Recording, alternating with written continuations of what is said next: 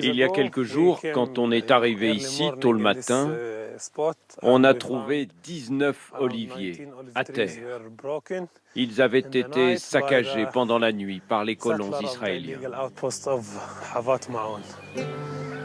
Dans le sud de la Cisjordanie, les Palestiniens du petit village d'Atwani vivent à l'ombre des colonies israéliennes. Les soldats ne sont jamais loin et les colons descendent régulièrement attaquer les habitants des environs. Tourne-le, parce que tu vois, le vent vient de là. Oui, il doit être dos au vent. Voilà, comme ça. Rajoute de la terre maintenant. Beaucoup à leur place auraient baissé les bras, mais eux se retroussent les manches. Toutes les générations y vont de leurs coups de bêche. C'est la solidarité qui tient le village debout. Elle est propre, ton eau, dis donc. C'est de la boue, quoi.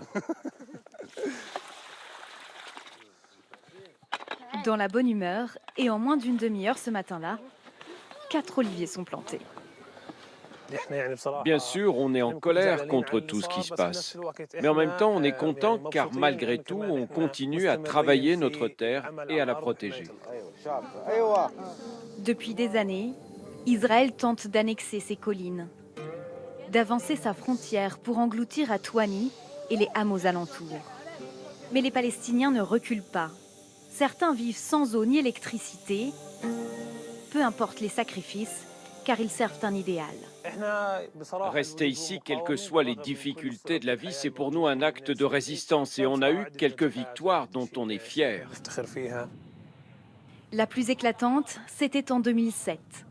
Israël a dû détruire le mur de séparation qui coupait la zone du reste de la Cisjordanie.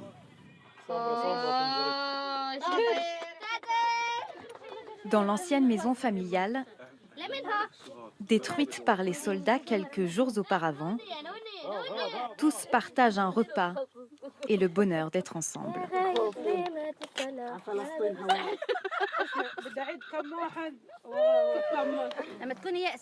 Si tu es désespéré, comment tu fais pour continuer à vivre? Tu dois être plus forte que le contexte dans lequel tu vis.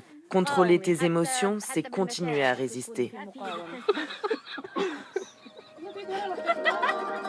Un peu plus au nord, à Bethléem, Allow your whole body to rest on the floor and feel Mother Earth beneath you supporting you. des Palestiniens ont une autre méthode pour éloigner le stress de leur quotidien. Quand Elda Zarmout a commencé à enseigner en 2015, la jeune femme n'avait aucun élève. Push your chest forward, look up. Le yoga était alors perçu comme haram, interdit par la religion, chrétienne ou musulmane.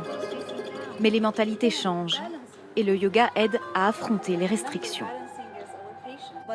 À l'étranger, quand on est sous pression, on va respirer un peu grand air et ça va mieux. Mais ici, où voulez-vous qu'on aille? En Palestine, les années de conflit ont laissé des traces dans les esprits et dans les corps.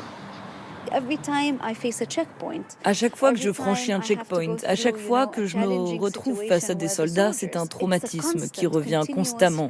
Quand on est ici, sur le tapis, on crée un espace pour nous, pour expulser ces traumatismes qui nous dévorent de l'intérieur.